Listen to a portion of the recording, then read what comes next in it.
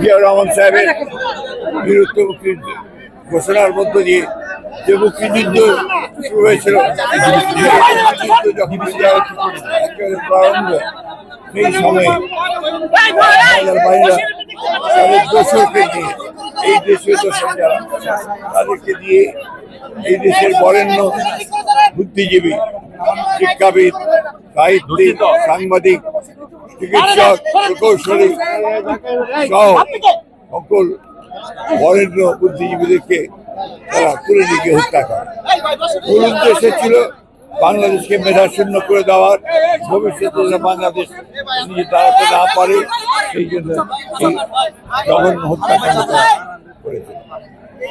আজকে আমরা বাংলাদেশ জাতীয়তাবাদী দলের পক্ষ থেকে দেশনেত্রী বেগম খালেদা জিয়া এবং আমাদের ভারপ্রাপ্ত চেয়ারম্যান তারেক রহমানের পক্ষ থেকে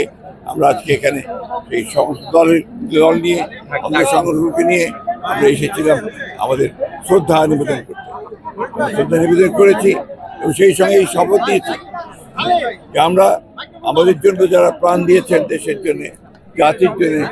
তাদের যে লক্ষ্য ছিল বাংলাদেশে একটি গণতান্ত্রিক রাষ্ট্র প্রতিষ্ঠা করা, বাংলাদেশে একটি আধুনিক একটা সমৃদ্ধ বাংলাদেশ নির্মাণ করা এবং একটি বৈষম্যহীন বাংলাদেশ নির্মাণ করা, সেই লক্ষ্যে আমরা আমাদের রাজনৈতিক কর্ম সেটাকে আমরা চালু রাখবো এবং সর্বশক্তি আমরা নিয়োগ করবো। স্যার, এই যে বুদ্ধিজীবী দিবসে আওয়ামী লীগের অনুপস্থিতি, এটা কিভাবে দেখছেন এবং এটি কি তাদের অনিবার্য পরিণতি ছিল কিনা? যারা জনগণ থেকে সরে যায়,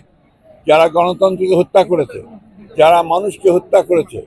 গণতান্ত্রিক স্বাধীনতা মানুষদেরকে যারা স্বাধীনতায় বিক্রি করে দিয়েছে, তারা অবশ্যই জনগণ থেকে বিচ্ছিন্ন হয়ে গেছে ও সঙ্গত কারণেই আজকে তারা সেখানে অনুপস্থিত।